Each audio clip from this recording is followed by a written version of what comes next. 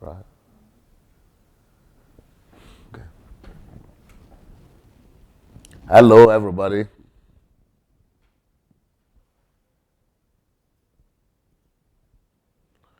Okay. Hello, everyone. Sunday Adelaja here from Kyiv, Ukraine. Thank you so very much for being with us again today. I'm going to be having a very interesting program with, very interesting discussion, especially for Nigerians in diaspora. Because Nigerians in diaspora, we are all in a dilemma. We are all living in a dilemma of what to do in regards to our future.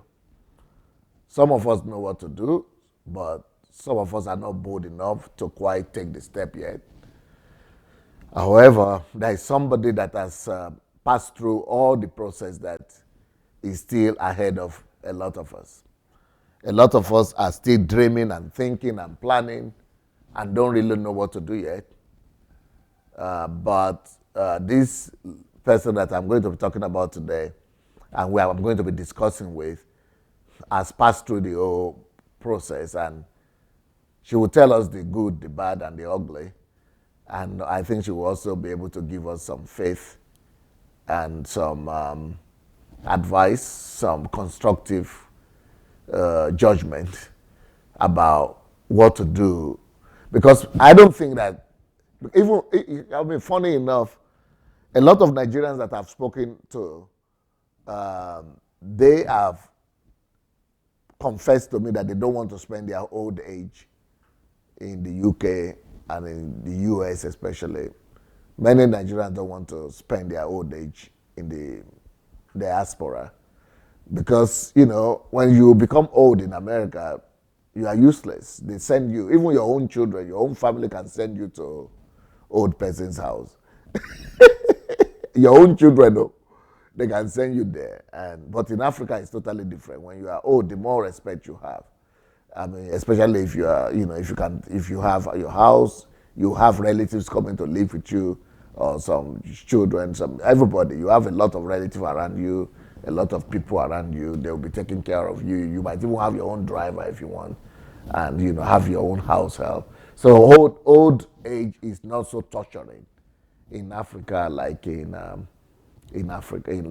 America and in Europe. But so what I'm going to be talking about today is challenges of moving from America to Africa, moving back to Africa from America, for example, or from diaspora. So these challenges is something that we all have to face. Because I personally am moving back to Africa, and I know that many people want to move back with me. I want to take at least 2,000 people with me. So, which will give me a lot more challenges, especially, have to answer for other people's lives. But, but each person have to still decide about their own decision, either to go back or not to go back. So those are some of the things we are going to be confronting. I'm going to introduce to you Elizabeth today. So, hello, Elizabeth. Hello. Good. How are you doing today? I'm doing wonderful. It's good to be with you. How come you moved to America at the age of 17, that young? I was just minding my own business. I finished secondary school in Benin City. Yeah. And the next thing I know, my parents won the visa lottery, and they said we're moving to the United States, and that was it. Okay. So after, So yes, go ahead. you didn't move by yourself. You actually moved with your parents. Yes, the entire family we moved. Okay. That was in 1995. And how many children were in the family at that point? At that point, it was 5 children. And you were number Number one. So you were Yeah. you were like the second mom. Well, yes, kinda. kind of like the second mother. Yeah, yeah. I was the oldest at the. I'm still the oldest. Yeah, the oldest of six. Yeah, tell me about the culture shock moving from Nigeria to Moved in America. 1995 after we got the lottery. We came to directly to Boston, Massachusetts, May of 1995, and life began afresh. I went back a year to do, because I already finished my secondary school, but I ended up doing about a year again, Winthrop High, just to be able to get involved with the culture and to learn the cultural differences. And after that, I went to university and graduated with a double major in accounting and computer information systems. No, no, you are going too fast. Nobody is going to Oh, learn yeah? it. Nobody is going to learn anything that way, because Okay. well, because a lot of people will still be having that same step ahead of them, moving from Okay. Africa to America, and they will need Yeah. to know the details of the culture shock and the change in the educational system, and Correct. what are the things you needed to overcome. When we first moved, it was very new for me. In terms of the majority of the people had a different color than we did, so that was one. It was beautiful. The environment was beautiful, well organized. Um, it was different from what I was accustomed to because I attended boarding school. And here in the school I attended, you had to put on uniforms. But when we came here, we didn't go to private school. We went to a public school, which is pretty good, anyways. And so we had to wear colored clothes, street clothes. And so when we started going to school, we had to learn the accent.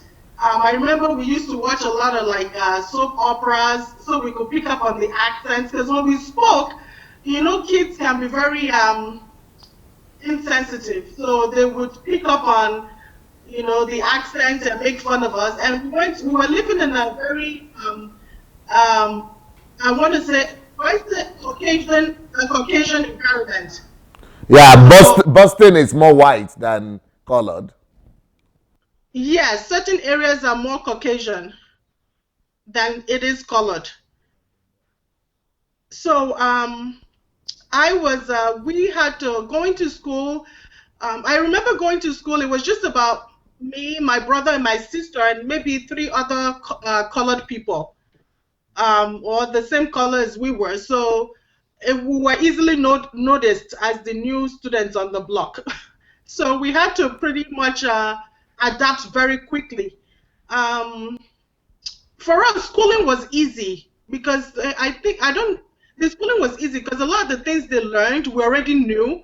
So in terms of the materials, it was easy, but it was the adapting that and was the also challenge. and also the way we study in Africa is much, yeah, Gavarusha, Pakaji to me. The way we study in Africa, things are much more difficult. Correct. Yeah, you have to really work hard in Africa. But in Correct. Europe, in America especially, because my children are going to American schools now, in America it's much more easy and light. So Absolutely. yeah, midway no slit it is so I agree with you. yeah, so it's much more easier. It's like is everything is put on the table before the students. You just need to Correct. use your brain a little bit, and yeah. So I think that's Yes. why it was easier for you. Correct. Absolutely. I agree with that. I think here the school system encourages participation, involvement, thinking, using your brain. Everything is open book. Just apply yourself. In other words, they encourage application of yourself. So which was different from sitting in class in Nigeria where somebody's on the board, the teacher is typing or dictating to you, and at the end of the day, there's an examination and you have to regurgitate what you have copied throughout the term. So in that sense, it was easy, but I think it's the adapting, the relationship, relating with people who were different from you, feeling accepted by them, and things like that, that we had to deal with as children. But it came easily. I mean, after a couple of months, we started to, like I said, we would go back home and just watch soap operas and learn how the mannerisms and everything and how they related with each other. Yeah, So and in this part of the world, in Europe here, people always use yes, one statement and say that kids are wicked. Kids are wicked to each other, especially school kids. You know, they will yes, joke at you, they will laugh at your accent. They are insensitive at the damage, psychological damage that could do to you. And especially correct. if you are the minority over there.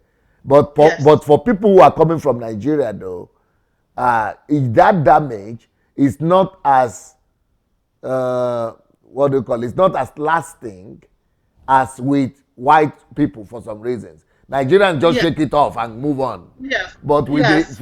for them, they suffer. They go to psychologists. They go to consultation for all that. You're Did you? What do I hope you didn't suffer that much about. No, I don't think I did. I don't think I did. I mean, if you have a very strong family unit and support with a lot of love, I think you wouldn't very much. But I do remember going home and sometimes feeling pressured by it and not wanting to go to school the next day. But I think you just outgrow it. I don't know, maybe because of the family support.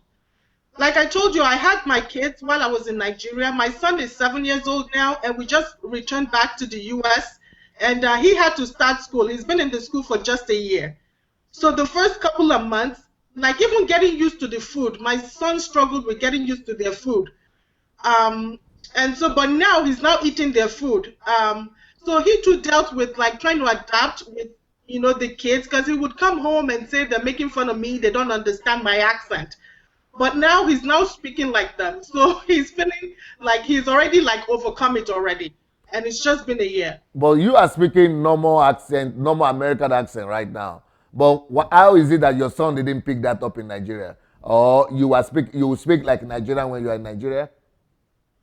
In Nigeria, if I even though I would speak in this accent to my son in Nigeria, every other person doesn't speak in that accent. And Okay, then he goes to school in Nigeria, so the teachers don't speak in that accent. okay. So he's more influenced. He grew up in Nigeria. So he came here when he was 6. He's 7 now. All right, but we are going too fast. I want us to go Okay. back to your story. So you came with your parents like that, and but Yes. winning green card and moving as adults to Nigeria, the Yes. most challenge will actually be for your parents rather than for you. Yes, it was. My parents had to, as kids, you don't have much worry. But looking back, I could see as a parent now, I could see some of the challenges that they had to deal with in terms of the finances and, trying to get work and everything. My dad was a medical doctor, and he was already established. When he came, he was about 45, I think, or in his 40s. So he was the one that had to give up a lot.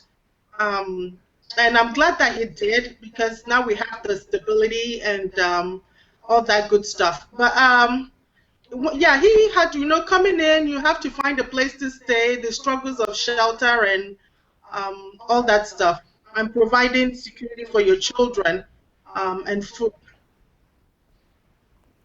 So they had a lot to chew on.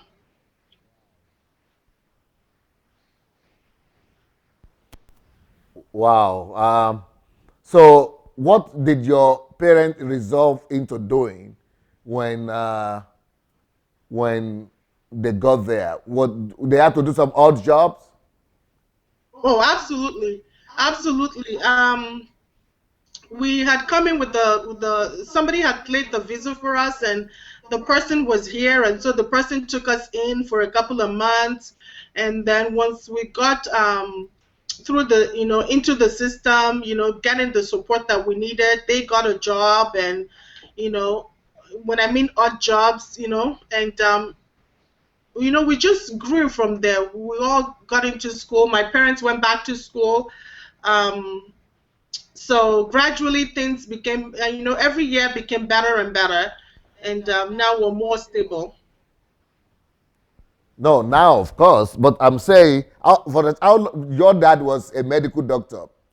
So if your Yes, dad was a medical doctor, and yes, when he left Nigeria and he was already over 40, yeah. so what was that like what job did he get? Do you remember group name?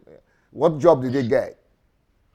You know what? I can't really remember. That's almost 23 years ago, but I do remember, like when he talks about it now, I do remember he gave up a lot. Like even when the snow falls, he didn't like the snow because he was like, man, I was already comfortable in Nigeria. He wanted to go back.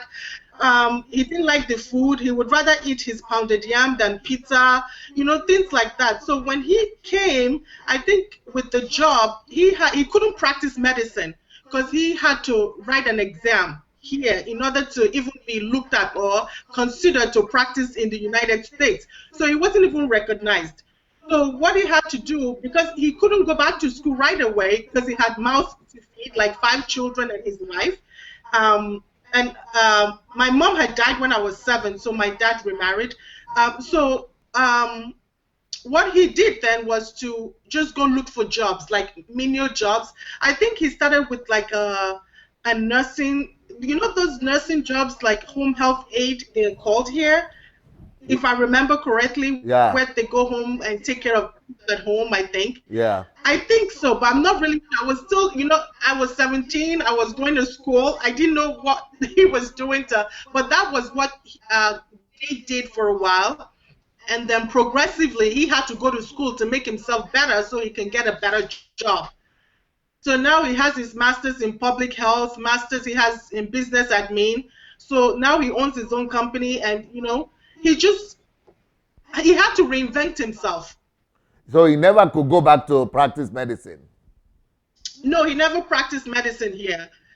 But he's in the healthcare industry right now because he ended up, because of his history or his background, he went for master's in public health, and then he got a second master's in business administration, and then he worked, while doing this, he was working as, I believe it was those, what are they called? That provide, they call first aid, Yeah, uh, first aid responders. yeah. So he was associated with them, and then now he has his own healthcare organization, and he hires nurses to do the work. Okay, so what about your mom? Was your mom or your stepmom was just a sitting home mom, or what was she doing? Oh, she had to work as well. I mean, all hands had to be on deck because there were 5 kids depending on them at the time. And so she worked also with a visiting nursing assistant. I think they call VNAs. So she was doing, going home to take care of people at the poor. I mean, not the poor, the elderly at home. And that was, I believe, her first job. And slowly she progressed into working with a financial organization. And now she works for she's gotten several degrees as well. She went back to school. She's working on her PhD now. So she, has learned as well to reinvent herself. And Wow, your parents are hard workers, huh? yeah, I think, well, if you want to be recognized here, otherwise you're going to be considered, there are a lot of challenges people of color face. So you got to find your position in society. And without hard work, you're not going to get much in life, I guess. Yeah, but We have I don't know what is making Nigerians and Africans to leave Africa when they are already well to do. And a lot of that is happening right now. A lot of people, Nigerians who are comfortable already in Africa, I mean, in the mid, in the, prime of your age, of your life, of their lives, they are now living. Yeah, they are now leaving to come to Europe or America. That is, I mean, that is complicating themselves. That effort that they are putting in to do that, they could have put it in to improve themselves and be better off back in Africa and build better, businesses or second business, third business, and, really make things better for them, for themselves. But to start your life all over again at 45 in a new culture, people don't know that it's more challenging than they will ever imagine themselves, because money don't fall from the sky. in Europe or in Yes. America, and you've got to work Yes. hard for it. And they don't Correct. even know that in Africa they are not working, that they are just enjoying in Africa. But then here they have to work real hard. So what do you Yeah. think that is connected? Is that connected with the propaganda? Is that connected to the fact that people are having some illusions about America and the West? What is that about? I mean, you're already doing well back at home. What do you think? Yeah. What do you say about this? Well, um, in my experience, when I was there, I think the situation right now is very, very bad compared to in 1995 when we first moved. Um, right now, because I live there, and I'll tell you, Dr. Sunday, it is bad. I mean, really bad. I, for one, I would encourage people to get out, but until I met you, I would encourage people, and I still do, like, because the systems, I mean, the healthcare system is bad, education, I mean, the basic amenities are not even there. It's just the infrastructure is just bad. So when you look at all of that, it's even better for you to just come with the little that you have and start from scratch. Because if you come here, you at least have the stability. You don't have to worry about the infrastructure, the healthcare, the things that are in place already. You just have to apply yourself and work hard. When you work hard, for example, in the United States, you are going to see results. You will be recognized for your results. But in Nigeria, in my opinion, you're working hard. Not only are you working hard, you also have to deal with the challenges that you would not normally deal with here, which is the basic amenities. You don't, so the working hard in Nigeria is like twice as much. You work hard, you're faced with like electricity, you're faced with all of the challenges, and these things are frustrating for a Nigerian who is already even working hard. And then when you're trying to look for results, those results are kind of, I don't know if it's hindered or tampered with, but people are not happy for you. They're not happy for your progress. So you find that the people who are supposed to even support you are bringing you down. So you just, there's so much. So you rather be, I think, in my opinion, I would rather have that hardworking person in Nigeria come apply themselves in the United States and see the results of their hard work. In Yeah, Nigeria, but it's then something that, that will also give them additional other problems. For example, if I'm working hard in the United States, if I leave Nigeria and I'm already doing well in Nigeria and I leave Nigeria to come to the United States at 40 or 45, now that is going to create a whole line of problems. Let me tell you, for number one, okay, you are never going to be at home in the United States, correct, especially if you are moving there not in your 20s or in your, before 20s, but in your 40s. You will always be a foreigner. correct, Number three, I would rather stay in Africa and build a future, because whatever you build in Africa, you can still. I mean, people don't think like that in Nigeria, unfortunately. But if you learn to think about building a nation rather than building your life, unfortunately, in Nigeria, People think more of personal survival and building their own lives and family. But I don't think in yeah, those terms. But if you are yes, supposed to think in the way I think in terms of building a nation and seeing the potential of everything falling down in the country, that for me is a potential to be able to construct something, unlike in America or Europe where everything is already there. You are just another correct, worker. You are just another spoke in the cane. I mean, in the wheel. You are just a right, spoke in the wheel. You are not needed.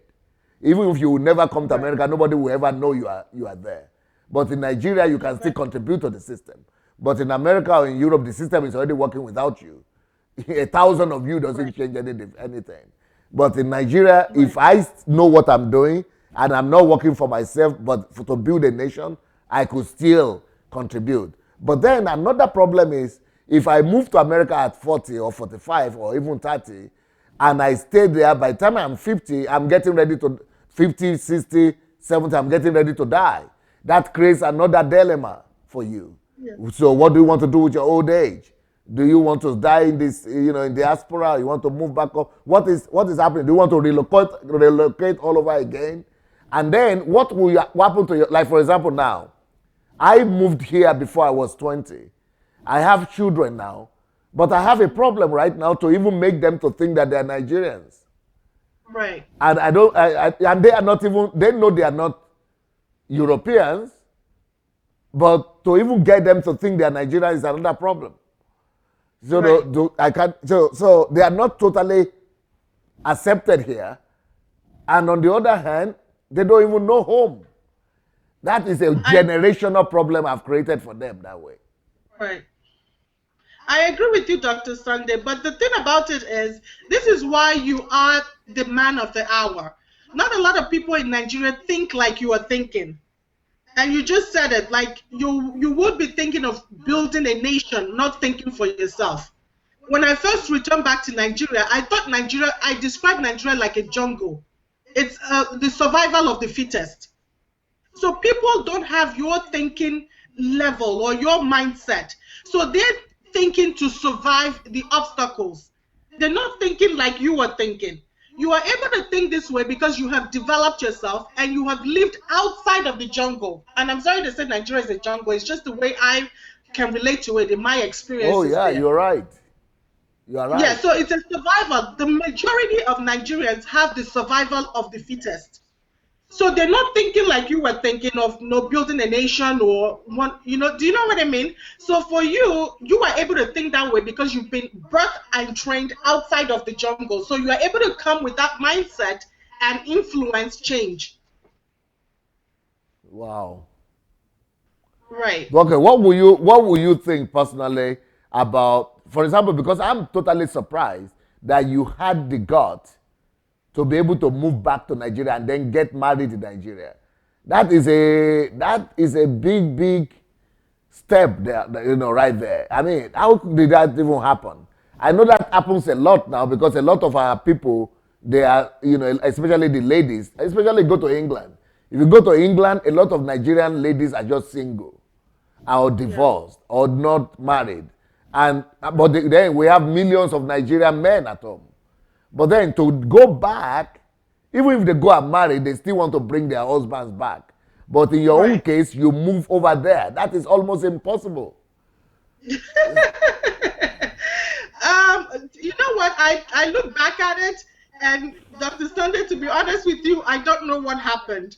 I just know that I had a good job here, a good life. Everything was great. I'm not going to lie to you. And I finished my master's degree. I got a master's in leadership.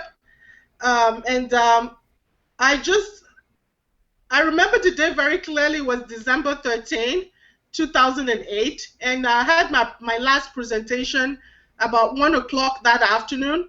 And at 5 p.m., I was on the plane to Nigeria. And I just packed a suitcase and I just got on the plane. And that's what happened. I think prior to that, I was thinking about, do I go to Dubai? Because at the time, Dubai was, becoming what it is today and get a job there. I was looking at just living in America and just experiencing a different culture in a different place. Where can I apply myself as a result of this, degree that I have acquired? And something in me just said, why don't you go back to Nigeria, see what you can, how you can apply yourself in Nigeria. At least you're a Nigerian. You can, do something with your degree in Nigeria. And so when I landed that day, no plans. I'm so happy that you have a plan. I went to Nigeria with no plans. So looking back, I wish I met you when I had read your books before I went. Maybe I would have had a different result. But I went back to Nigeria that day. I landed and things just when I first got there, it was a struggle. I mean, the first day, the first time, NEPA took the light, it was It just was a to hear. shock. That was a shock for you, right? I mean, like seriously, I'm not gonna lie to you. The first day NEPA took the light, I packed my bags that night and I went to the airport the next morning. I was No. crying, like I have to leave. I couldn't take it. I had to leave. Like I laughed because I don't know how I stayed there for 8 years. But I was every day was a struggle. When somebody just because I was talking at a level and I felt like people weren't relating. I was used to like driving by the ATM in my car, just push the buttons and money come out. Now I have to go stand in a long queue, struggle with people. If you don't know somebody, you are like literally not gonna get any help. So the challenges were so real that every day I was just crying. But for whatever reason, a day would turn to 2 days, 3 days, 1 week. And that's how things just gradually. I was looking for a job in Nigeria when I got back. And I wish I met, like I said again, I wish I met you. Maybe I would have gotten a different result, because when I read your books now, I learned that, time is wealth. I had time on my hands. I had wealth. I just needed to convert it. And I did not know all of this.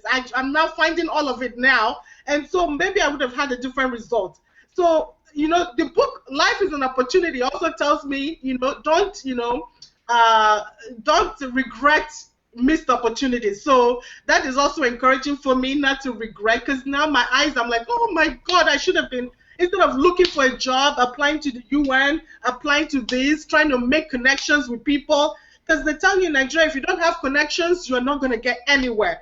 So I was just trying to make things happen, and oh my God, it was just a waste of my time. But I thank God that, it is what it is. And so it did just gradually, turned into whatever. And I met my husband, and, we got married. I had 2 kids. Through the whole process, I would return, each year or every 2 years back to the United States. I would stay for a couple of months, have my kids, or I would just come back, be here for a couple of months, and then go back again. So I lived my life in between that way until, my daughter got sick, and I just had to come back last year. Yeah, okay. So okay, you have something on there. I guess you might need to put your device out. You don't have anything on? Because I hear an echo of my voice. Do you have your device on? Okay, we're okay now, I think. So, can you hear me? I can hear you very well. Okay. So, what I wanted to ask is you finished your degree and you moved to Nigeria. Yeah, that very day after my last presentation, I just got a ticket and I left for Abuja airport. I landed in Abuja, and that was it.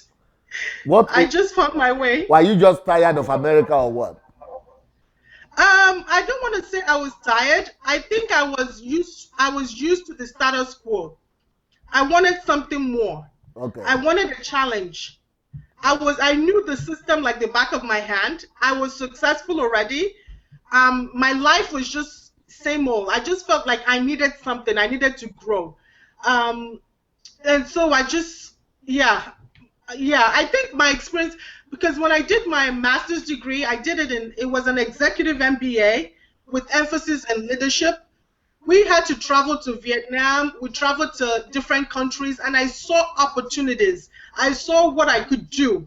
And I was like, okay, if you need an opportunity and you need to apply yourself, you need to be in a developing country. Right. You need to. So America to me I didn't see how I could.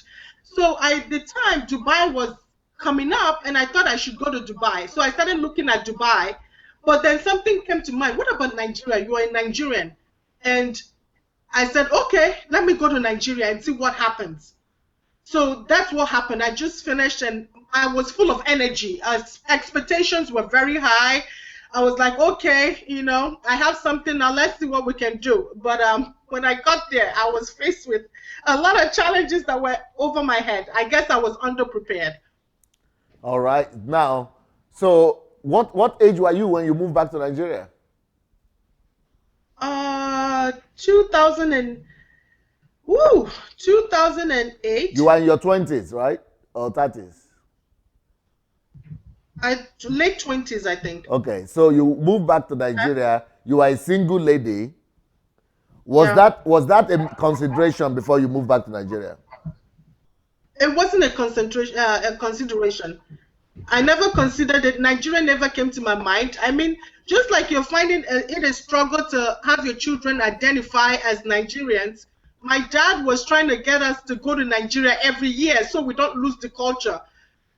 I was the one with the tough head. I was like, I'm not going to Nigeria. I never went to Nigeria. I stayed in the United States almost 10 years.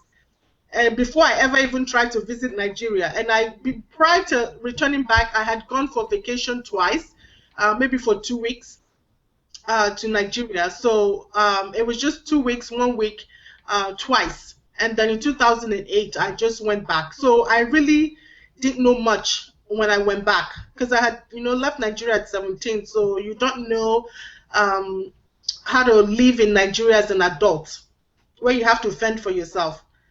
And then you have to, do things on your own.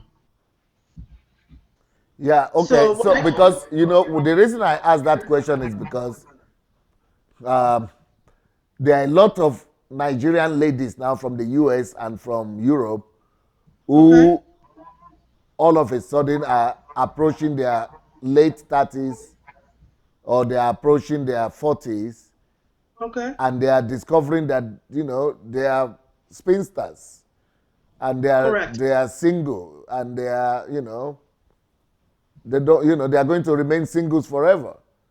right, And then they are professionals and they discover that they are, there is no chance for them to, to form a family here in Europe unless they want to be single mothers. right, And so some of them now begin to consider going back to Africa. And many correct, of them are going back to Africa, moving back to Africa as professionals, but correct, also with the intention maybe to, set up a family. correct. So it's almost like, immigration immigration back home, both for professional reasons and for personal life kind of consideration. What will you say Yes. about that? I want to say my intention when I went back to Nigeria was not to start a family. I had no intention about getting married. It just happened. Like I said, one day led to 2 days and 3 days. My intention was I had a degree.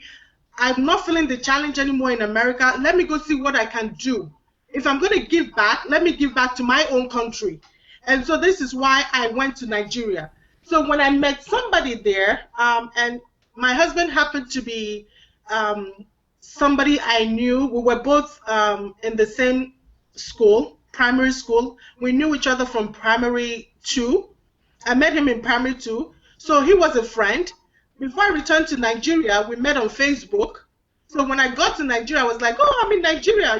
So this is how we reconnected. But we were friends. We wasn't like I'm looking for a husband. But somebody who is now returning to Nigeria with the intention of looking for a husband should proceed with a lot of caution, because you might be taken advantage of. But again, like I said, my intention wasn't to get married. This is how it turned out, and I'm grateful to God. I did pray about it. I know that I was praying while in the United States, and I know the challenges when you're in a foreign country, especially when you have parents who would rather you marry with somebody in your own culture or your own, because it's a lot easier in marriage to communicate and all that stuff. And I think that was something my dad may have been concerned about, but he never put pressure on me. I had no pressure to get married. Like I said, it was just a bonus. When I returned to Nigeria, it was a bonus. I happened to get married and I happened to have 2 kids. I never knew I never saw myself as a mother. It was a blessing from God. I can't tell you, like seriously.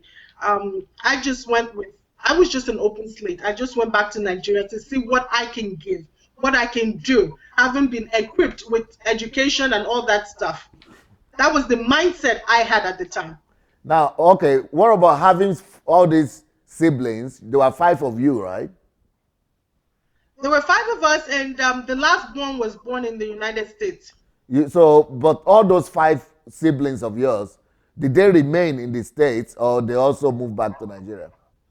I was the only one who moved back. Yeah, So the exactly, entire, yes, exactly. I could actually guess that they didn't move back, and that is one of those challenges that I mentioned.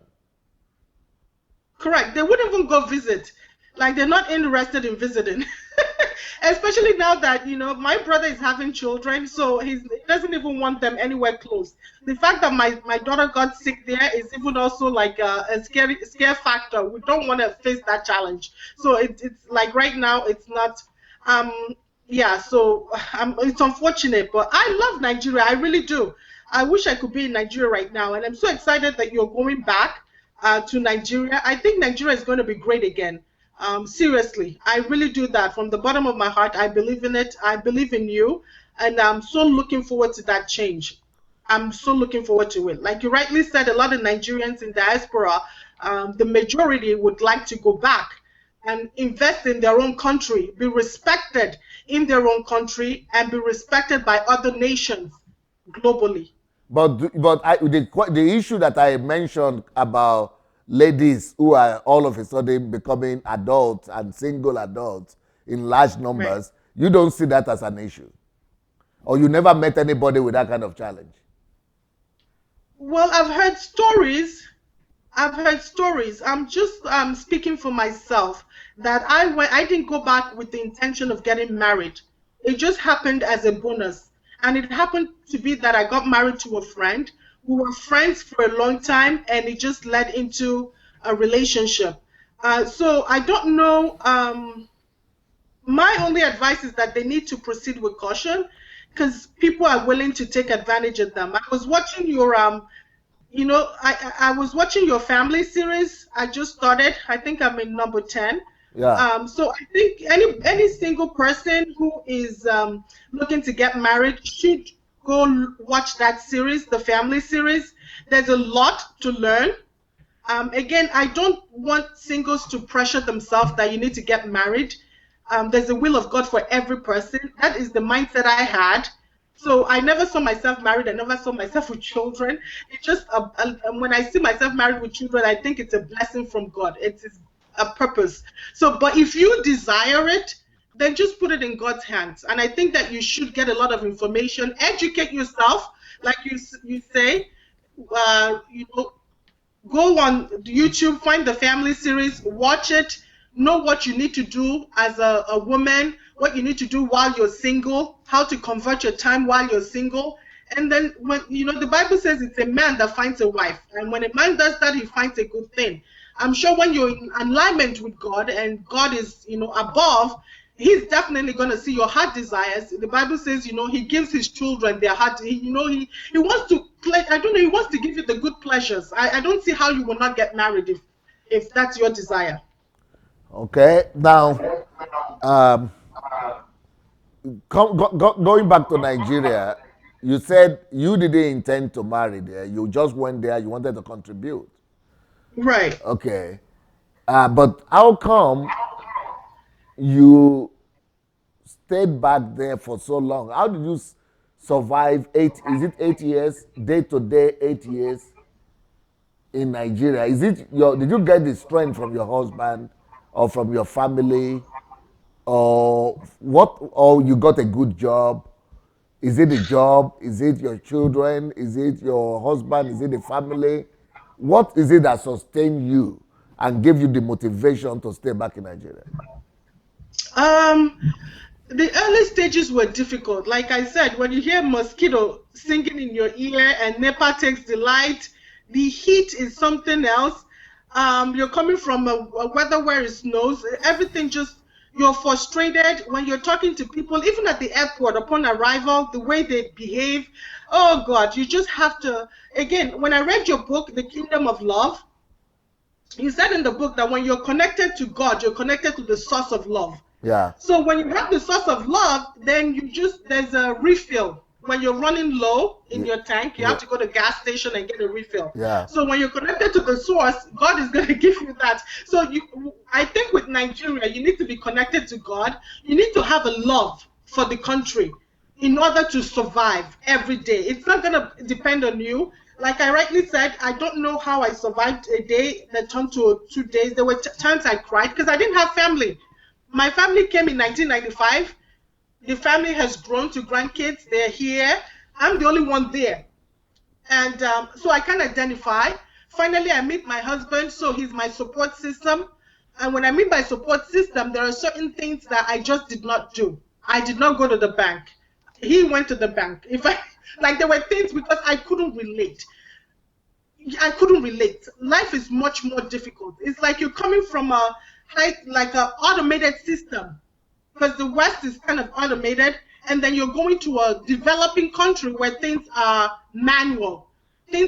Books are reconciled manually. I mean, you're going to a country where a snake can swallow millions of naira and there's no accountability.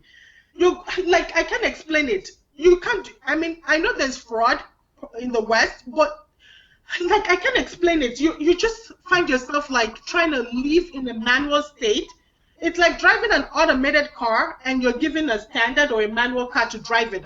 Where do you begin? So this was my life. So there were certain things I had to defer to my husband.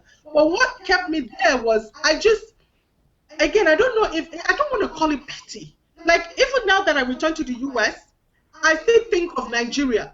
You may not be related to me. There's a lot of potential. I see somebody walking down the street and my heart breaks. Like, because I know that person, if that person had the same opportunity like I have now, that person will be somebody. That person will be sitting with Oprah being interviewed. That, like, look at me now. I'm sitting with you and I'm being interviewed by you. I don't know how I got here. Because I'm in the West. When I was in Nigeria, I did not sit there to interview with you.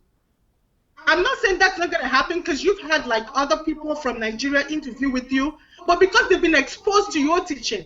So there are people in Nigeria and I just don't know how to resolve that. So because of that, there is something that's pulling me to Nigeria and I don't know what it is. To be honest with you, DSA, I cannot tell you. Like, while I'm still here, I want to so go back. Like, I could help them. I remember, like, I could just go to the marketplace, even when there were the bombings, like in Kado Market, or people were bombing, like Boko Haram. I wasn't afraid. I was in Nigeria during the Ebola season. I had my children in Nigeria. There was Ebola everywhere. I was there. I didn't take up, I'm a citizen. My family are all citizens. I didn't take my passport and just fly out of the country because there was Ebola. I don't know what it was. I just felt like, you know what, if they're suffering, they're humans like me. I want to be there with them if this is all I can do. I'm not lying to you. I didn't have a job. Entire 8 years, I was looking. Every time I presented resume, people would, oh, what a wonderful resume. But I don't know if they were intimidated by it, because that's what I was told. You are overqualified. Some people would say, now here you want us down, you want to steal my job. You know, things like that. So I ended up doing the is it called NYC or YMCA? I don't even, NYSC. Yeah, NYC. Yes. I ended up doing that, certificate and all. Okay, so I can get a job. I mean, like, that wasn't even working. Like, I tried and I tried. That's why I said I wish I had met your books. I would have converted my wealth into something else. But, you know, the challenges of, you know, trying to adapt was real. My connection was with the people. I remember just sometimes I would go to the marketplace and just sit with people and look at children coming back from school. They had nothing to, like, I don't know. Oh my God, I can't explain it. It's just an affection. Like, even now that I'm here, I try to keep connection with those people just so I can relate with them. And it's a constant reminder for me of the many blessings we have here. And I wish that Nigeria would just provide that to those little children. You know they what? Could be much better. You said you are still looking for a job till now, Menyatoka. If it's a pity that I mean, you are all the time you are in Nigeria, you are looking for a job. It's a pity that you didn't, at least. But now I just released a book today. It's unfortunate that this book was not released then, but it just came out today here. I don't know if I don't think it's on the internet yet, but it's going to be on Amazon soon. It's called Stop Looking for a Job. You can't see it. You can't see, right? Yeah, stop. I see stop and something about blessing. No. Stop looking for a job. Okay. Because joblessness is a blessing. Yeah.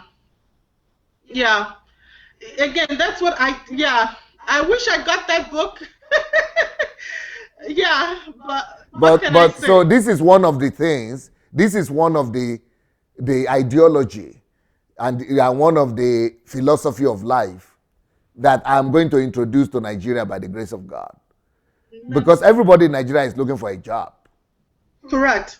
So, but by the time they get to a place when they know and realize that you stop looking for a job, because joblessness It's a blessing. When they Right. get to that place, when that understanding comes, we Right. can begin to change the mindset of the people. Right. Then there is another book I released today. It's called Life's Greatest Secret. Life's Greatest Secret. So these are the two books I just released today. They just came out of the publishing house. Oh, I'm telling my team now, Pastor Natalia, we need to get them on Amazon as fast as possible and on Kindle so that people could buy them as well. But if you don't want to get these books, write to my office meanwhile. And the way to write to the office is write to dssbooks at gmail.com, dssbooks@gmail.com. But Nigerians would never even believe this is possible, what I'm writing here. That stop yeah. looking for a job. Stop looking for a job. Because Right. joblessness is a blessing. And life's greatest secret. Life's greatest secret, those are and this one said, my greatest discovery in life. These two books alone could make everybody become anything they want to become in Nigeria. But Right. unfortunately, and it's like in Nigeria, everybody is holding back information and secrets Yeah. from people for some reasons. Oh, totally. It's a way of life. Dr. Sunday, congratulations on those books as well. I think when those books get to Nigeria, they're going to transform lives. Yeah, There are a lot of people who are eager. They're hardworking, but they've not been taught. yeah, They have not been taught. So this is what my hope is, that when they get a hold of these books and when they get a hold of your teachings as well, whether educated or not educated, because I was somebody who was educated living in Nigeria, I could have gotten these books and I would have run with it. yeah, yeah, It would have been a lot different. So I think that when these books get there, things are going to change. Like you rightly said, Nigeria enjoys withholding information from somebody else because it's a way of priding themselves or being dominant over somebody else and knowledge is power that doesn't have that knowledge. yeah. And this is what we're seeing in the churches as well. Do you know what I mean? So they take advantage of people in that regard. Yeah, but you kept on talking about my books ever since we've been talking the whole night. You're talking about my books. Now, how come you've been able to read, because you've only met me like less than 6 months ago? Yeah, I started watching you about last year when you were doing a series about pastors praying for people and falling down. And Yeah, well, I first heard about you in 2003, 2004. I was still in the US at the time. So we had come back from church. We were sitting in the living room, and the pastor was preaching on tithes at the time, tithes and offering. And so my brother said to me, have you heard of Sunday Adelaja? You need to go listen to him. I said, who is that? He said, he's a Nigerian pastor. I said, Nigerian pastor? He said, yeah, just listen to him. He's in Ukraine. So I went and I Googled you in 2003, 4. And when I Googled you, I saw a black man, with a black family, like, the picture of you guys on Google. And then there's a large crowd of people behind you. And I said, oh, okay, what does my brother want me to get out of this? So I'm like, okay, at the time I was listening to people like T.D. Jakes and, the other prominent American pastors. So I just shut down the Google at the time. I never followed up on you. So when I came back, yeah, right, that was the mistake, right? Because if I had followed up on you, maybe when I went to Nigeria in 2008, this would have been different. So anyways, I thank God for what it is now. So when I come back into last year, I was just on Facebook trying to detox my Facebook because in Facebook you get a lot of nonsense. So I was just trying to clean up my Facebook account, delete some friends and whatever. Then I saw a pastor preaching and I saw people falling down and he's like, pastors in Nigeria praying for this. And I said, let me listen to this. And I listened to you. And when I listened to it, I was just laughing. Every time you were laughing, I was laughing. And like, how does he know so much about what's happening in Nigeria? And myself, I didn't even see all of this. Because I went to House on the Rock, the refuge in Abuja. Yeah. The entire 8 years I was there. I'm not saying House on the Rock because now, you know what, Pastor Sunday? Oh, God. So now that I'm listening to you, I just feel like my time at House on the Rock was rubbish. Yeah. I'm like seriously. Like, you know how you said the experience is a waste of money? Right. Oh my God. The more I listen to you, the more I just want to go to like Nigeria and just shut down all the churches. I'm not even Like, it's getting me upset. Like, it's a waste of my time. Like, I remember, like, when they were building the Citadel and Towers, like, Dr. Sunday, you're laughing, like, seriously. Like, I just feel like getting on the flight and just start screaming. Okay, the more you talk, like, when you started talking, like I said, you were talking and I was watching people fall down and die, people, because I didn't attend all these churches. Like, I only attended House on the Rock on Sundays and maybe on Thursday night service. That was it, and I went home. So I'm not familiar with all these teachings. So and I had a good pastor. I'm not gonna lie, Apostle OBC Ekweme. Ekweme, I know him very well. Oh, I love Pastor Obi. Yeah. But you know what? Now that I'm listening to your teaching, but Obi has left. Obi has left. You know. I was there when he left. Oh. I was there. I went through the whole thing. And you don't even want to know how that affects. I don't want to. If I tell you my daughter's story in terms of the love series, everything you said, I experienced everything. Wow. I experienced everything you said in the love series. Wow. Pastor Obi personally, Apostle Obi, he has started his own church. It's called Revival House of Glory in Abuja. Yes. The more I listen to you, you know how you speak about remnants? I wanted to call your show about remnants. What about the remnants? I thought Obi was a remnant, and I still do to a certain degree. My problem is I feel like the remnants there are still recycling the same old habits. Right. Do you know what I mean? Like when I read your book about time conversion, there's no point going to sleep in church and do a night vigil. You can convert that time to something. Right. Okay, being on your show right now, you don't even know me, Dr. Sunday. But guess what? You have given me a platform to air my views, to talk about, things. Right.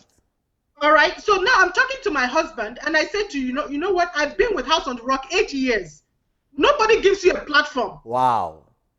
Nobody supports you in any way. I was looking for a job. I don't know if you know House on the Rock very well. They're very influential people. Yeah, with all kind of big people there. Yeah. I'm not even joking. When I mean big people, they are big people. So you can imagine me in the midst of those people thinking somebody. I remember one of the lady that became the MD. I don't want to say her name. She became the MD of NMPC at one point or something like that. Yeah. I had approached her and given her my resume. You don't even want to know how this woman treated me. Dr. Sunday, you don't know me, but you are encouraging people and you're letting people rise. You have the ladder. You've climbed up the ladder. You're taking people with you. For where not be like so for Nigeria. As soon as they climb that ladder, they will act like they want to help you. Immediately they climb it, they are willing to take that ladder and watch you fall. Wow. Because that up there is only for the 1%. I was in half, like, I think Apostle Obi is such a great guy. I love Pastor Obi. I think his heart is pure. And the good thing with Obi Ekweme is that, it was, when I was in Nigeria, each time I visit Nigeria, he would come and see me in the hotel and ask me to pray for him, and he wants to learn. And he will come and just ask me questions, sit in my room, ask me questions, want to learn. So he is a guy that really wants to do things better. He didn't know better than what he knew. He was in Nigeria all his life, so he didn't know more, but he was at least willing to look for something new. 100% agree with you. That is what I'm saying. 100%. Apostle Obi, he has a great heart. I cannot even begin to tell you. Pastor Obi's heart is pure. But while he walked at House on the Rock, you have people over you. Yeah. So you cannot, I don't know how to explain it. He is genuine. He has a heart for God. But because of what he knows, you can only do what you know. Yeah. Do you know what I mean? So he's still doing what he knows, but with a pure heart. But while doing what you know, while I'm listening to your teachings, I'm seeing all the effects around it. I'm saying, no, Pastor Obi, no be so, no be so, no be so. Yeah. You have to. Do you know what I mean? I think he needs to also detox himself. Yeah. I'm sorry, I hope he's not going to watch this, but I love Pastor Obi. I cannot begin to tell you how much I love him. He's a great guy with a pure heart. I really believe that. He truly has a good heart. He really does. Unfortunately, because I was there when the Citadel and Towers was built. I remember contributing. I remember going there to sweep the house of God. Having listened to you, I'm like, man, I wasted my time. Yeah. I really wasted my time. And your money too. Man, Dr. Sunday. Instead of using the money to build people's lives, destinies. See, Pastor Sunday, don't even make me feel worse than I already felt already. Do you want me to tell you more? You want me to tell you more? When there are poor people after the service, House on the Rock is very influential. After the service with your Range Rover, people are walking by, children carrying granuts. Do you want me to start telling you? You want me to start telling you? Do you want me to open up and really tell you? Wow. My time was a waste of time there. Like, seriously, I don't even want. I said, the more you speak, the more I felt I wasted my time. I donated 3 cars. I donated this. I will go to PCC, Pastoral Care service on Tuesday. Thursday, I go to a church service. Sunday back. Sunday, you are in church at 6 a.m. as a worker. You are in church at 6 a.m. You have to put your hand, and as a worker, time, you have to time. Because at the end of the day, if you don't report on time, your clothing was waste of, oh my God. No, waste of my time. Like, seriously. Why should you you say you donated 3 cars? Yeah, because when I moved to Nigeria, I went with 7 cars. I shipped in 7 cars at the time when I went to Nigeria.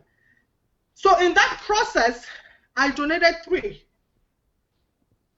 I kept 1 for myself. I don't know if you listen to my example. I just preached on that 2 days ago or 3 days ago. Why we must get rid of transactional Christianity. I was telling the story of a lady that donated generator to the church.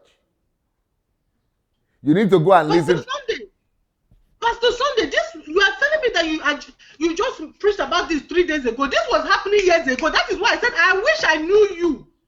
The mistake I made was not to listen. I only Googled you in 2003, 2004. That is the mistake. You see? That is the mistake I made. I wish I knew all of this going into Nigeria. It would have been a different story. The majority of Nigerians have a heart to worship God. They've not been taught how to do it. They have a heart. Like I had a heart. I had a heart to please God. You know, but I was doing it the wrong way. Because this is what I saw them doing. I thought I was pleasing God. Like, seriously, like, no, don't let me talk. Many things happened at House on the Rock. No, but that whatever Citadel, is it Citadel is called? Well, House on the Rock, Abuja, the refuge, the Citadel and towers. Yeah, that is what I'm talking about. You know, why should they build that kind of, edifice? Massive. Why? What is it for? And they did another one in Lagos too. Why? Who are you trying to impress? You go take them to heaven? No, Pastor Obi. I said, Pastor Obi, I'm sorry. DSA. DSA. See, after they finished building the building, when Pastor Obi left, the building catch fire. Wow. So right now they are fellowshipping in a tent. Wow. That building has caught fire. Are you serious? They're going to use to build the building. Are you serious? Yes, now Google it. The Citadel and Towers caught fire last year. All that money went. All that money. We used to go to church to sit down under AC. Then they will be collecting offering. If those of you who can donate millions to maintain the AC here, remember you are sitting within AC. After the AC for 1, 2, 3 hours. As a worker, you go to church at 6 a.m. With my children, you won't leave until 2 p.m. Church will close by 1 o'clock. My husband was part of the protocol team. So he has to drive people, drive pastor guests, drive people there, drive people before we will now leave and get home by 3. We are exhausted. So they didn't just take these churches in Nigeria, they don't just enslave you. They take your money, they take your time, they take your resources and deprive you of your family time as well. And DSA, everything you are saying is true. That is why I don't even call, because what else do I want to say? If I say I should call your show, I will talk from now to tomorrow. Okay. I don't even know what to say because I don't know where to start. I know Pastor Obi has a pure heart, but the system, that is what I'm saying. The system. Listening to you, right? The other day you were talking. I do smashers, temple cleansers. I spent 8 years in Nigeria looking for a job. Every time prayer points come, job. That is when I realized that I was telling my husband the other day that I had made job my idol. I did not know. Wow. I did not know. I just found this out now, just listening to you. I was telling my husband. That means if I had died, God would have told me, now job, your idol, go and worship job. I did not know because every prayer point, by the time Pastor Obi wants to say, I will line up, oh Father, this job, I must get a job in Nigeria. That was my only prayer point. Keep us, you know, all this, oh God, I don't even know what to say. Like, seriously, like the more I listen to you, I realize that even though I was under a good leadership, Pastor Obi being a good leadership, those around him, the system, he has to walk away from it in order to be But influential. himself, he was ignorant. He's still ignorant. All of That is them, most of them exactly, are still ignorant. exactly. But he has a pure heart. Yeah. But the ignorance is what it is. I believe That is what I'm saying. most of them are actually ignorant. There is another one in Adelaja they call Paul Enenche. He See, used but to for he, the next, he used to come to me as well and ask me to pray for him. He wanted to invite me to teach his church, but I said I would not come. I refused to go to his church because I know if I told him if I go to your church, your church will scatter. He didn't even know what I was talking about. He was like, why? He said, you know, go scatter. We are ready. I said, you are not ready. So I refused to go because they don't just know. They just don't know the level of their ignorance. They are not no, aware of how much darkness they are in. you are so right. You are so right. They have no they have, like, until I started listening to you, I myself did not know the level of ignorance I had. Not less of the ones that are imposing ignorance on us. Do you know what I mean? They're teaching us ignorance. We are following the ignorance. What can I say? But I thank God that I've been liberated. Having been liberated, though, I have to also consider those. Like, I have friends that even when you're telling them about tithes and offering, they're like, no, we're going to continue to pay tithes. So what do you want me to do? You can't talk about, you know, I don't know how to speak. Pastor Sunday, I need you to go there. I need you to flush out the system. There's a lot of changes that have to happen, in my opinion. But you know what? Yeah. I can't tell you much. I wasted my time. Yeah. No, but In and terms can of you imagine a situation whereby your husband, a grown-up man, family man, I mean, wasting his life being a protocol somebody there? What is that about? No, what is that see, about? What is that about? I mean, what is that about? it's a waste of time. It's a waste of A time. I man that remember will when have his own calling, a man that has some yes, giftings, a man that has yes, his own field, a man that has exactly. his own territory to conquer for God, they will Yes. reduce him to a driver. Yes, you are so right. You are so right. And this is why when I had this opportunity to sit down with you and talk, I told my husband, see, I don't even attend DSS church. And guess what? I'm already on a platform. Do you know what this makes for me? My self-esteem is gone off the roof. I picture myself and I envision myself sitting down with Oprah one day. You never know tomorrow. I want Yeah. to build myself. I want to be like you. You're challenging me to the next level. I don't want to be like, do you know what I mean? I don't even know you. I'm not under your leadership. And yet, see where I am today. I'm talking to millions of your viewers. Yeah. Do you see what I'm saying? This is what you give to somebody. But I was in House on the Rock. That opportunity was never given to me. I remember being at House on the Rock. And if I speak alone, just speak. Madam, don't come with Oyibo accent. Madam. Do you understand? They make you feel less because they feel threatened. So they're not ready to give you that platform. Yeah. Pastor Obi might be willing to give that platform, but those around him do not allow it. He has a good heart. It And I is the know whole Pastor Obi system. does It get is the his whole energy. system in the country. It is exactly, you've got it. That is why when you said you're going there, you're not trying to attack the pastors, you're going there to change the culture. Yeah. It is the culture. It is the culture. Do you know what I mean? It's the other day, I was listening to the video with Felix Adejumo. Yeah. And she was invited to my church, House on the Rock. I met her a couple of times. She came to preach. And now I'm like, oh my God, how did I sit under this woman? Like, seriously. When she was talking about the nation of Israel, 12 tribes, no, what you're talking about is a culture. There is a culture in RCCG, there's a culture in Winners. You're not talking about the body of Christ. That is not what Jesus is all about. You are referring to culture. And so when the DSA goes to Nigeria, the culture has to change. When the culture changes, it infiltrates into the government, the education, even the way children are being taught in school. Do you know what I mean? Yeah. And this is where we begin to see change, real change. Do you understand what I mean? And so, I mean, like, I beg. TSA, I don't know how you do that, but I feel like, you remember the woman that called you and said that she was only trying to talk to one person and she started sweating bullets? Yes. Just talking to you alone, I'm already sweating bullets. I don't even want to embark. You have the grace to do it. I believe in you. However I can help, I would be willing to help. But Lord God, oh no, you like sometimes I just laugh when you say Nigerians, you're talking to Nigerians just on your show and they're so difficult. Some of them want to prove their point, this and that. Oh my God, wait till you reach Nigeria. Wait till you reach Nigeria and talk to them. You will just like DSA.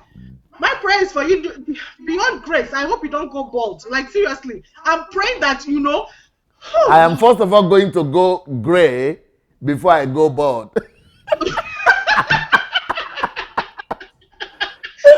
You know what? Well, we thank God. We thank God. Either ways, but there has to be change. I'm counting on you, DSA. Like you don't even understand. I'm counting on you. I'm counting on you, like seriously, and the grace of God. Like seriously, I know you can only do this by the power of God. There's a lot that needs to happen. You know what? I feel that I feel upon myself the responsibility for at least 40 million people. Before I die, I'm going to lift 40 million Nigerians out of abject poverty, and I'm going to provide, by the grace of God, 5 million homes for people, for less privileged Nigerians. But that's just one of the little things that I'm going to do. I have very far-reaching plans and ideas and strategies and everything, but I'm trusting God for God's time. And but how come you have succeeded in reading so many books in such a short time? You know what? When I was following your program, you kept saying, "Go to the mentorship class. Go to the mentorship class." I'm like, okay, I gotta go to the mentorship, right? So I signed up for the mentorship class, and I started with Life is Predictable. After I read that book, DSA, and Life is predictable. This one. Yes. No, life is an opportunity. I'm sorry. Life is an opportunity. Life is an opportunity. Yeah, not life is predictable. Your series is what is called Life is Predictable. And yes, I have a book on Life is Predictable now too. Oh, okay. All right. Yeah. So the first book to read is Life is an Opportunity. And so I read the book, and as you read, Is this okay, let's call her back. I think we had a glitch a little bit with the internet.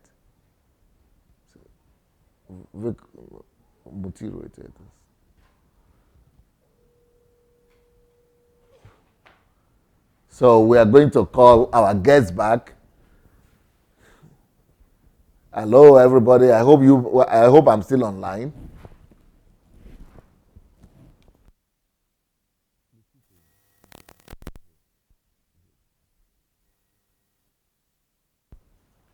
Nashmit is on wife, sure. I hope we are going to be able to get the Elizabeth back. Are we still on the internet?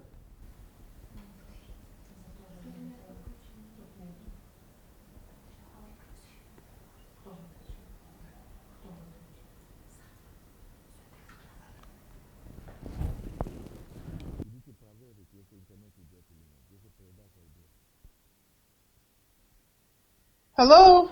Yes, hello Elizabeth. We lost you a little bit. Yeah, I don't know what's happening. Can you hear me? Yeah, now you are back. Yes, now we are hearing you. Awesome. Yes. So, but you started by talking about the. By the way, your picture now is of better quality than before. What happened? You using a different device? I'm using my phone now. Oh, okay. It means you have better resolution with your phone. Oh, okay. Yeah. Only you speak into the microphone. We can't hear you. Okay. Yeah, good now. Good now. Yeah. So you said you joined the mentorship program? Yes. Oh, speak into the microphone. I mean, speak into your. Yeah. Closer. Closer. Okay, good now. Can you hear me better now? Yeah. Yes, okay. Can you hear me better now? It's okay now, yes.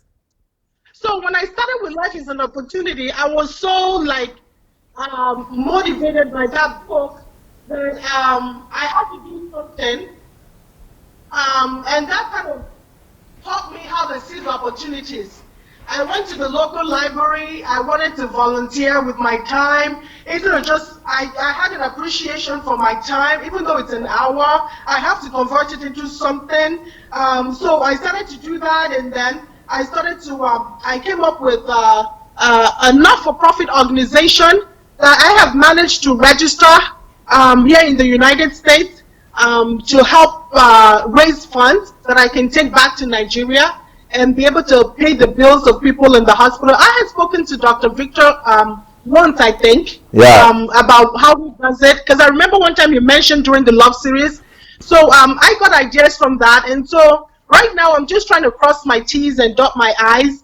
I'm in the process of registering the company, so it is fully registered with the state of Massachusetts. That way I can raise funds legally and collect money and try to send that money to Nigeria and do something with it. If it's to pay medical bills, feed the poor, whatever. It's just it's an official company right now. It's called the Ziggy B. Rose Foundation. That I have registered here in the United States. And so that's get towards helping the less privileged and meeting medical expenses. And this was born out of, just reading that book, Life is an Opportunity. I just felt I didn't want to waste Life my is an time. opportunity. We'll show the book now. Life is an opportunity, right? Correct. And so I just wanted to do something with my time. And this is why I said I wish I had known you before I went to Nigeria. My 8 years there would have been more productive.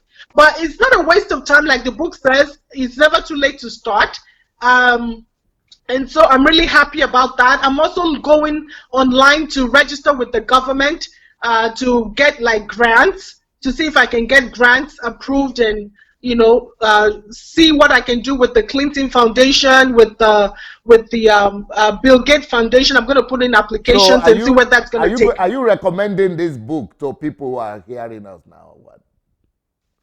Will you recommend the book? Yes, I'm recommending not just this book. I'm recommending all of the other books. I read that book, and what I'm saying is that book was sort of what jump-started me out of my state of idleness to value my time and to seize opportunities. Opportunities, like you said in that book, could come like unappealing, but you have to apply yourself, be hardworking. When you apply yourself, those opportunities lead you somewhere else. Like I rightly said, you have presented me with the opportunity to be on this platform. Yeah. This is something a GO or a pastor in Nigeria would not even think about, developing those around them to be able to impact change in their communities or in their sphere of being. So I appreciate that book. I appreciate you for that book. Having read that book, I also read The Essence and the Value of Life. And I took my notes, but I felt like my notes were slowing me down. So I wanted to read as fast as possible so I can get more. And then I realized that my time was important for me. There's a passage in the Bible that says redeeming the time. I wanted to redeem my time because I felt that 8 years I had to make up for it. So I started reading your book on I read I Am a Person, Am I a Personality? I don't want to be a biomass. I don't want to exist just for existing's sake. I want to be able to impact somebody's life. I want to be able to say, oh, I lived for something. I made God proud. When I stand before God, He's going to say, well done, thou good and faithful servant. You applied yourself. The talent I gave you, you multiplied it. Do you know what I mean? So that's what I get from reading that book, not being a biomass. That is I am a person. Am I a personality? Correct. So that's what I get from reading that book. And then I also read The Kingdom of Love. I read the time books. I call them the time books. No, you had mentioned the essence and value of life. Correct. What will you say about the essence and value of life? With the essence and the value of life, it made me realize that through life, I have to consider love. I have to consider things like kindness. They go a long way in life to achieve what you're not just here. The essence of life is more than just being you. You have, I don't know, you are here for a purpose. You have to fulfill that purpose. And to do this, you need the knowledge to understand that when you're kind to somebody, that God is living through you. You appreciate somebody. I think I see it through my own eyes, like, how am I applying this for me in my life right now, where I am in my life? What am I doing? So what is the essence of my being? How am I creating value? Am I just there? Like, I have to have, like, I can't explain it. So I got like the importance of being kind. Just kindness alone is very important in your existence in life. Beautiful. Now, you mentioned another book just now. I forgot. Yes. Which Kingdom of Love, I think. Yes, the Kingdom of Love. With the Kingdom of Love, I learned, you know, we all know the two greatest commandments that God has given us. We have to love God with our whole heart. Yeah. When you give, God demonstrated that to us, giving his son. So we also have to give. But truly beyond giving, we have to fall in love with God. Yeah. We have to truly fall in love with God. And fall in love with God, you connect to the source. You connect to who, like I told you earlier on, when you run low on your gas tank, you got to go refuel. So when you're connected to the source, you get a refueling of love in you. And that refueling of love helps you to, you know, dispense love to people, irrespective of who they are, whether they're your friends or your enemies. You are able to love the unlovable, how much more those that you already love. And the life of God just breathes through you and flows through you. That's from the Kingdom of Love. Yes, this is the Kingdom of Love. And apart from that, I know you still have more books you've read. Yes, I had to read that because I told you I felt eager to like convert my time that I've lost. I read What to Do with Your Time. What to Do with Your Time, yeah. Yeah, How to Become Great Through Time Conversion. Let's take it one by one. What to do with your time? Tell me about that. What to do with your time is basically, for example, you have an hour of the day. Be cautious of your time. You have to convert your time. Don't let it just go by. You have to apply, like, for example, just go into a place of solitude. I think reading this book on time made me realize how important solitude was. For example, in a place of solitude, that's where you birth ideas. Yeah. That's where you are alone with your thoughts. That's where you are able to come up, you know, with things, solutions to problems. You are able to see things more clearly. So in that regard, time, Elizabeth, just listening to you, I'm started feeling the pain that why is it that this girl didn't read my book when I was in Nigeria, when she was in Nigeria? Oh, I'm feeling that pain now. See, DSA, that is the pain I'm telling you about. That I regret after Googling you in 2003. That is when I should have read those books so that when I went to Nigeria 2008, I will know I'm not only going with a degree, I know what I'm doing with myself. Yeah. I would have not wasted my time building Citadel and Tower. And for it to catch fire last year, I would have wasted my time. I would have known what to do with my time. Seriously, my heart just caught fire with Citadel and Tower. So that is the urgency I have right now. You are feeling my pain now, yes. But I've been feeling this pain. I have, in fact, to overcome this pain, I have to read your book and do something with my time. Except, see, oh God, DSA, even more so the fact that I'm watching your video and I'm 40 years old, people are celebrating, not even 40, I'm 27, 33. DSA, I waste my time, not be small thing. So the thing is really paining me because I know I have the capacity.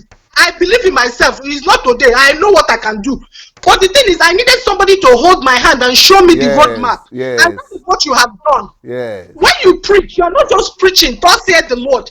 In these books, like I told my husband, DSA books, you will not see a lot of quoting. You will see a lot of Bible scripture. You will say Ephesians chapter 1 verse 2, thus saith the Lord. No, you will see solitude. Go sit in a place. You will tell us stories of how you sat in a place, how you came from Idomila. You will see the journey, and then you begin to apply these things. You create a picture in your mind, and you begin to apply yourself, and this is how you get results. So I'm saying, okay, I wish I had these books.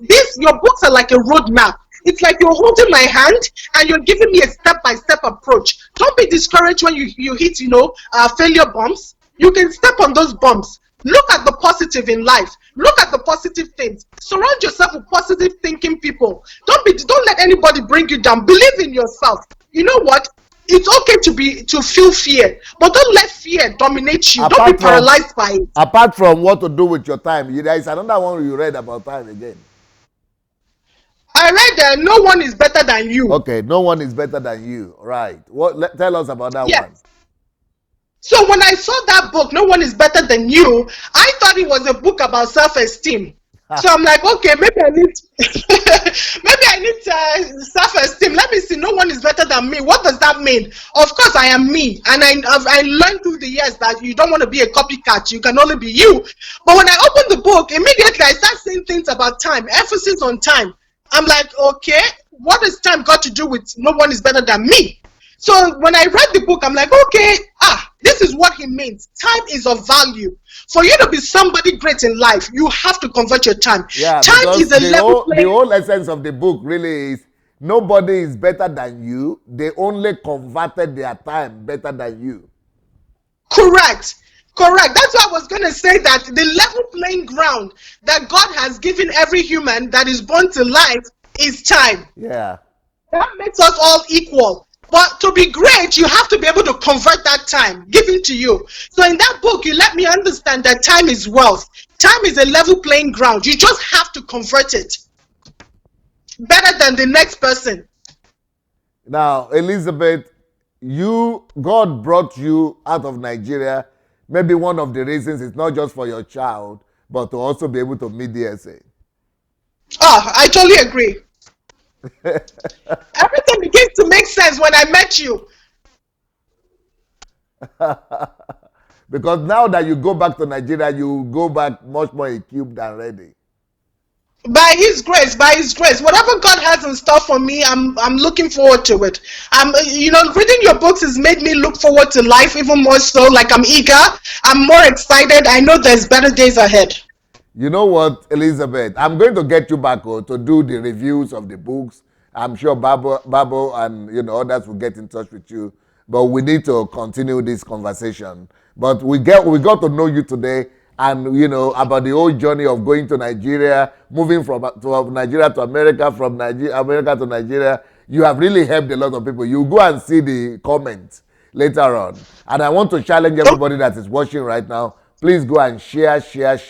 Go share this message because it's going to help a whole bunch of people. Please share on YouTube, on Facebook, everywhere, and go and share with people who want to move to Nigeria and those who want to move from Nigeria to the US or to Europe. Go and share this with everybody.